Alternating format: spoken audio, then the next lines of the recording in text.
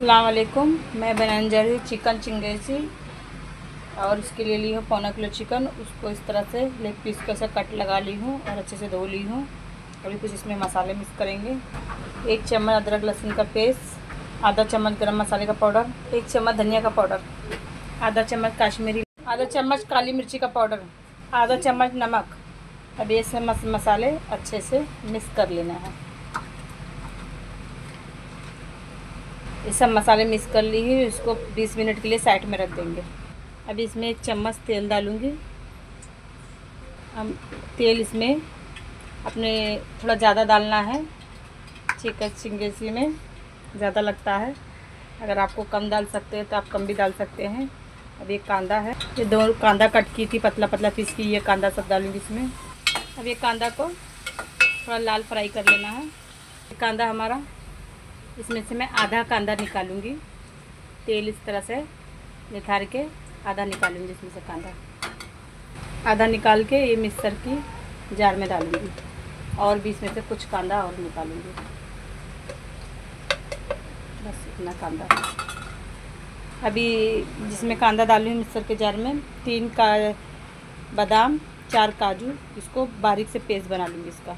अभी कुछ कांदा इसमें बचा है, उसको मैं मसाला भूनूंगी। 2 तेज़पत्ता, 1 दालचीनी, 1 चक्री फूल।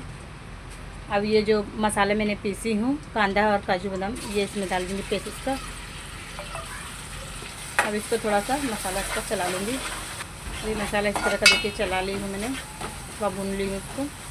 अब इसमें 1 चम्मच अदरक लहसुन का पेस्ट डालूँगी। 1 चम्मच में चिकन में भी मिक्स की थी।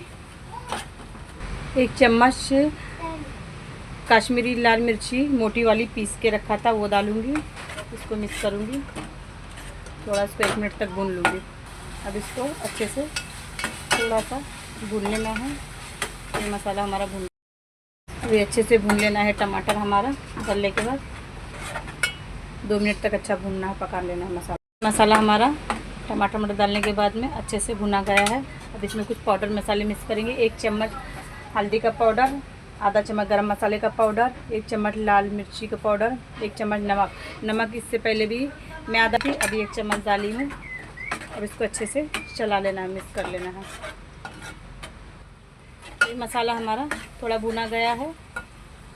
अब इसमें चिकन डालेंगे, जो मिक्स करे थे सारा मसाला।